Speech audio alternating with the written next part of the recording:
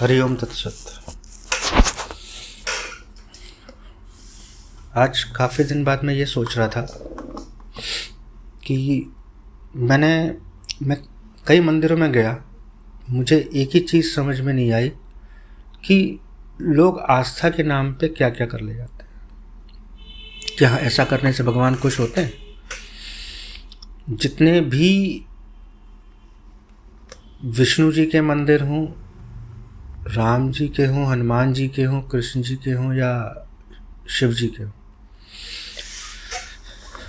उन मंदिरों में कभी आप जाइए, आपको देख के खुद लगेगा कि भगवान आपसे आपको मांग रहे हैं, ना कि आपसे आपका चढ़ावा। चढ़ावा एक सांकेतिक रूप से होता है। आपने मंदिर को दान किया, वो बहुत अच्छी बात है, क्योंकि दान ही आज के समय में है जो बचा हुआ है 4 स्तंभों में से। पर उसके साथ साथ हम लोग मंदिरों की क्या हालत कर रहे हैं। जैसे शिवालय में आप जाइए, आप देखेंगे दूध, दही, घी, शक्कर सब चढ़ता है। बिल्कुल चढ़ाइए, बिल्कुल मना नहीं है, लेकिन किस भाव से और किस तरह से हमें अर्पण करना है, या ऊपर से बस लोटा लिया और डाल दिया।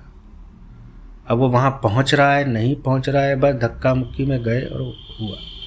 धक्का मुक्की देखिए होना अलग बात है, लेकिन किसी भी चीज़ को आदर पूर्वक चढ़ाना भी बहुत अलग चीज़ होती है। आदर का मतलब ये कतई नहीं होता कि उठाया बस ऊपर से, किसी के ऊपर चढ़ के अलग से ऐसे लोटा पकड़ा और घुमा दिया, ले भैया पकड़ हो गया।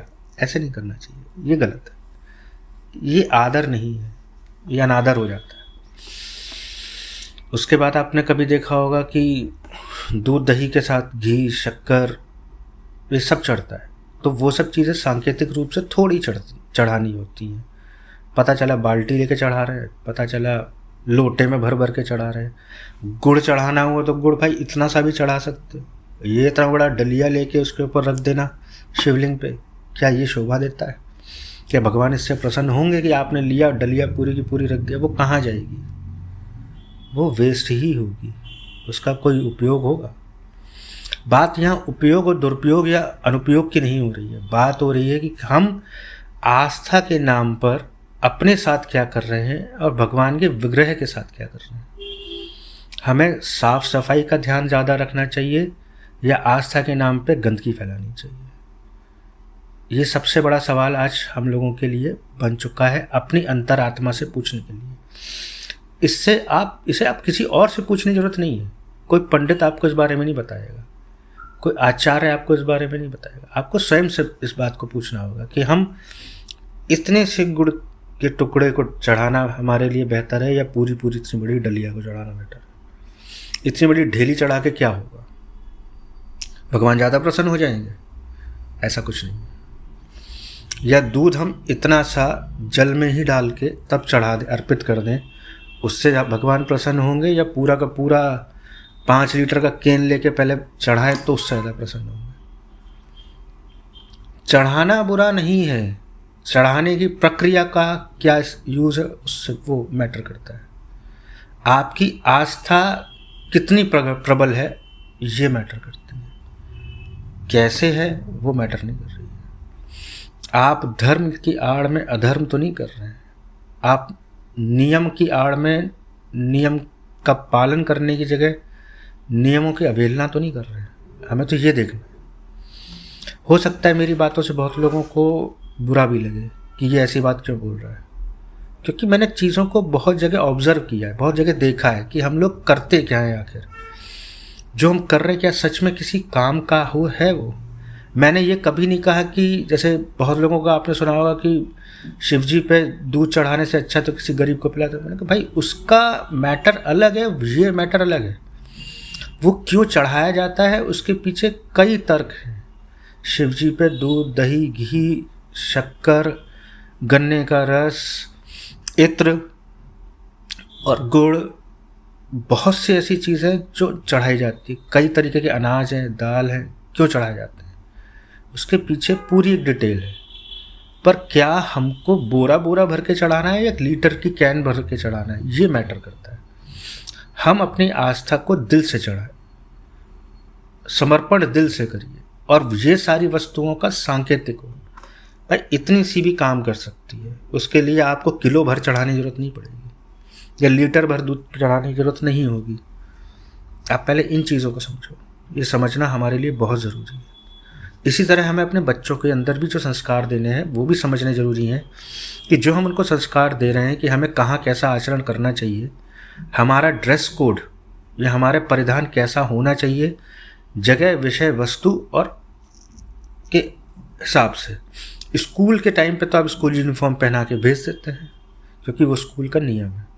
तो क्या मंदिर का नियम नहीं है कि मंदिर के अंदर आपको कैसे परिधान पहनने चाहिए? चाहे लड़का हो चाहे लड़की, ये दोनों के लिए है, एक के लिए नहीं है। कई लड़के ऐसे भी आपको दिखेंगे फटी हुई जीन्स पहन के आ रहे हैं आजकल के फैशन के हिसाब से, तो ये शोभा देता है आपको? कई लड़के आपने देखे होंगे स्लीवलेस पहन के घूमते रहते हैं, वही अपने पार्क में पहन के गए, वही मॉल में पहन के गए, उसी को पहन के पहुंच गए मंदिर। क्या ये शोभा देता है आपको? वस्त्र निर्मल वो होते हैं जो आपका तन ढक रहे हो और आपको पहन के खुद शांति मिल रही हो इस बात से, वो होते हैं निर्मल।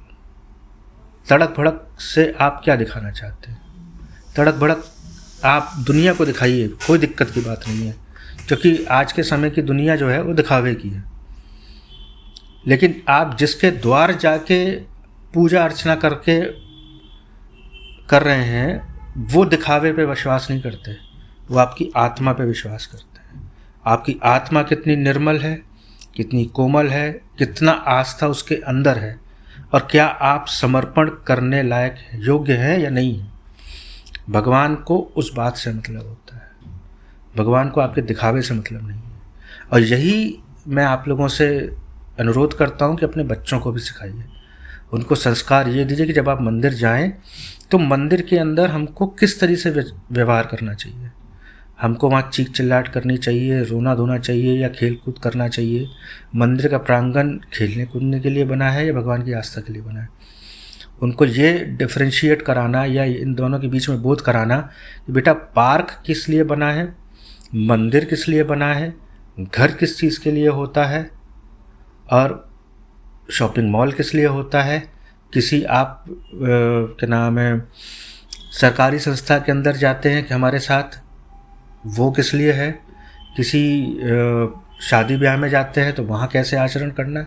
ये आचरण तो माँ बाप सिखाएंगे ना, बच्चे थोड़ी ना पेट से सीख के आ रहे हैं।